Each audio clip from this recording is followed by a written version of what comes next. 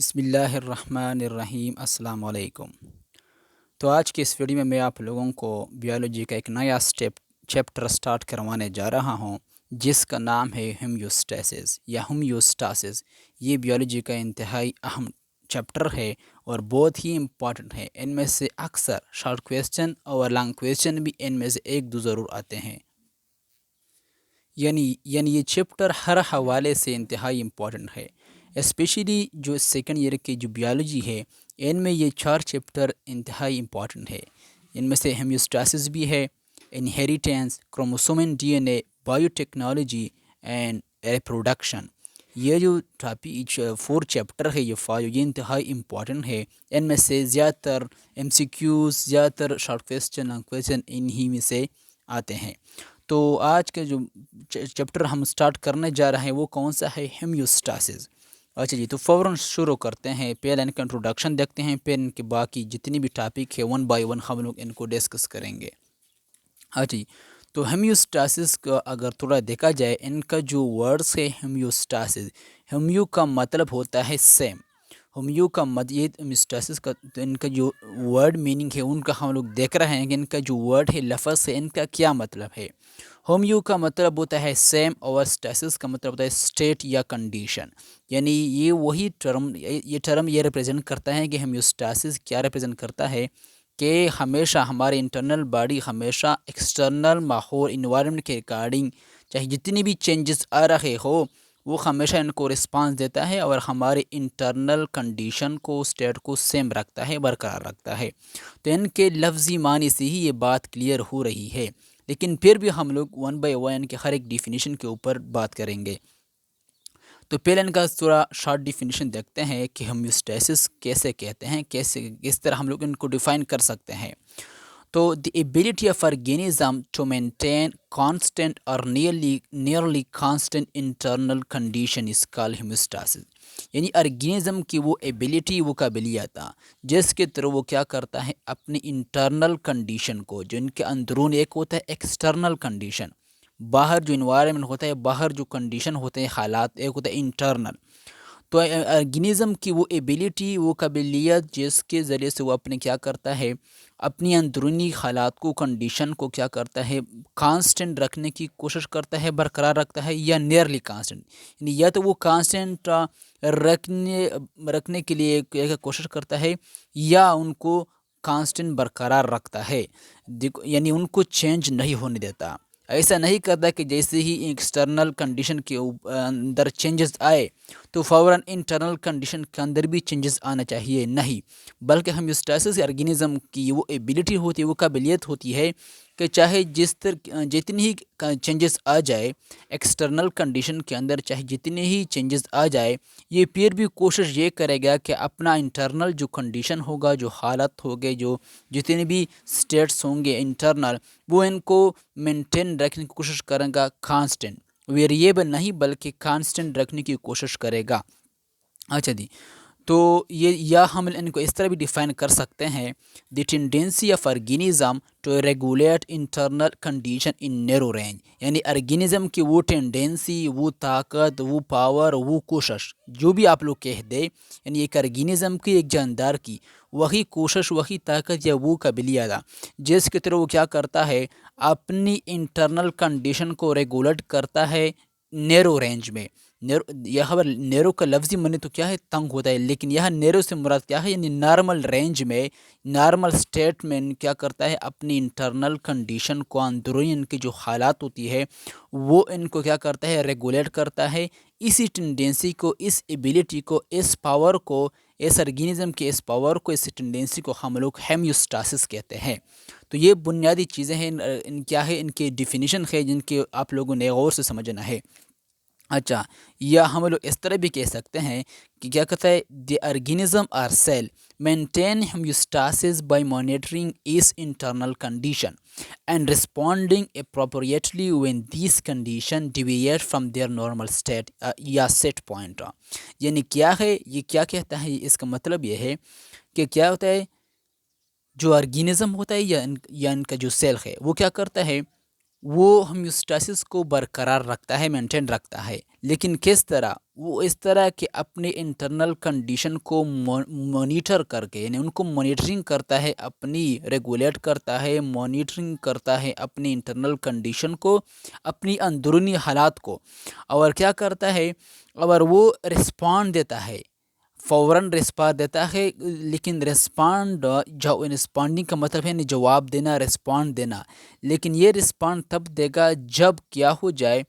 جب وہ condition set point سے یا نارمل سٹیٹ سے، یعنی عام حالت سے، یا جس پوائنٹ پہ وہ سیٹ ہوئے ہیں، جس پوائنٹ سے پر وہ سیٹ کیے گئے ہیں وہ کنڈیشن، یا ان کا جو نارمل سٹیٹ ہوتا ہے باڈی کا، جب ان سے یہ کیا ہو جائے، یہ کنڈیشن ڈیویٹ ہو جائے، یعنی چینج ہو جائے۔ ہم لوگ عموماً غا کی نیڈل کے غا کرتے ہیں کہ جب وہ سیٹ پوائنٹ تھوڑا ڈیویٹ ہو جاتا ہے، ہٹ جاتا ہے، تو ہم کہتے ہیں کہ ان کی ڈیویشن کی اس نیڈل نے اپنی سیٹ پوائنٹ سے۔ تو یہاں پر ڈیویٹ سے مطلب یہ ہے ڈیویٹ کا کہ یہ کیا ہو جاتا ہے، یہ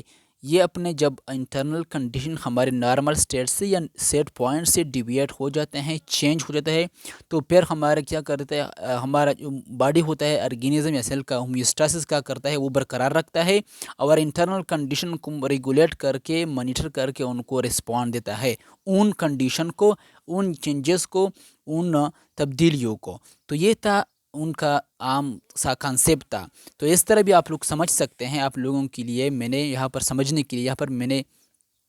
تھوڑا سمجھانے کی کوشش کی ہے۔ فار ایگزامپل یہ سیٹ پوائنٹ ہے، سیٹ پوائنٹ یعنی یہ وہی پوائنٹ ہے جس کے اوپر یہ سیٹ کیا گیا ہے، یہ ان کو ہم لوگ نارمل کہہ سکتے ہیں، یعنی یہ نارمل ہے۔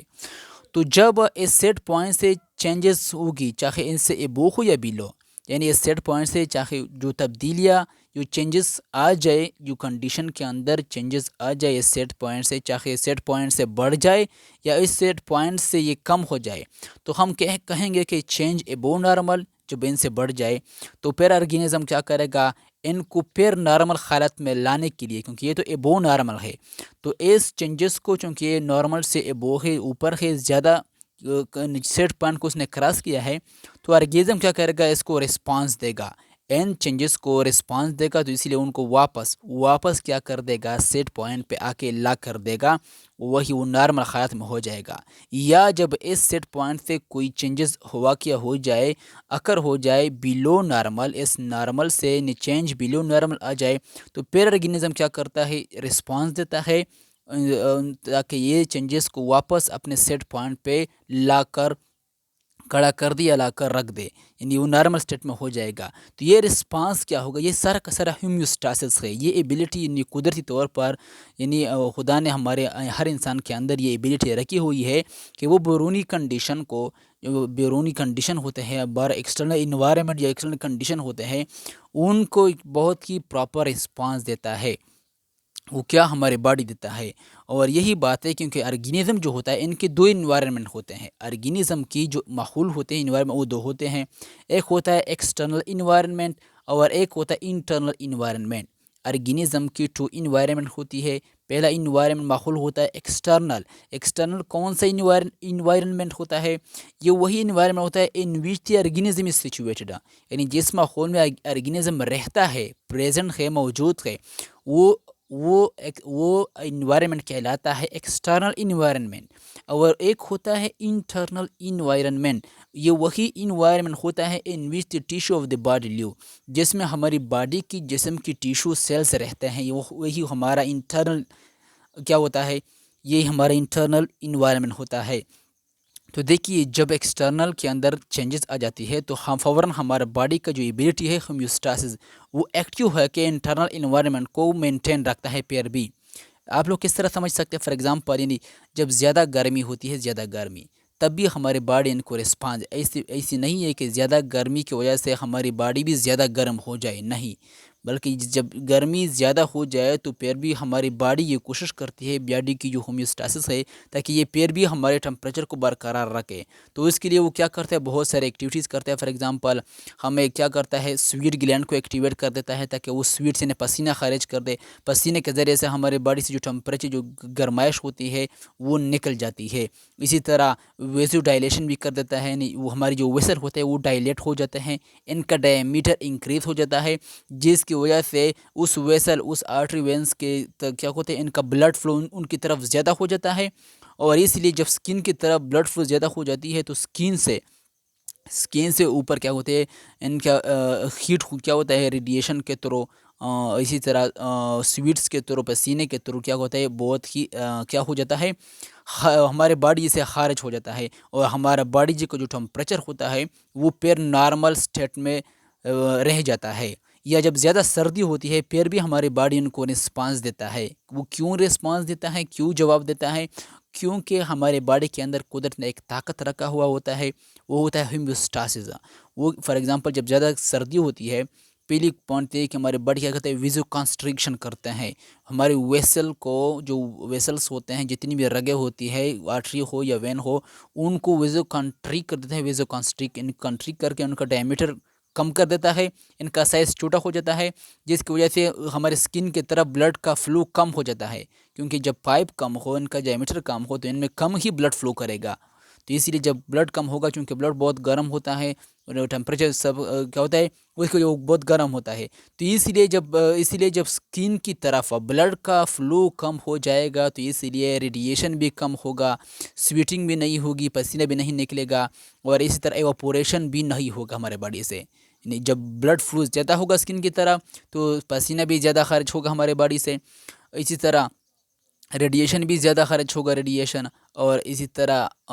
فار ایگزامپل ایواپوریشن بھی زیادہ ہوگا۔ لیکن جب بلڈ فلو کم ہو جائے گا تو یہ تینوں چیزیں کم ہو جائیں گے، تو اس لیے ہمارے باڈی کا اپنا ریسپانس ہے۔ تو یہ تھا جنرل کیا تھا ہومیوسٹاسس کے لیے جنرل کیا تھا، انٹروڈکشن تھا ہومیوسٹاسس کا، کہ ہومیوسٹاسس کس طرح ہمارے باڈی کو مینٹین کرتا ہے۔ تو اگلے لیکچر میں ہم لوگ فوراً کیا کریں گے، ان کے بعد میکینزم آف ہومیوسٹاسس کو ڈیٹیل میں پڑھیں گے، لیکن وہ اگلے ویڈیو تک، یہ ویڈیو زیادہ لمبا نہ بنے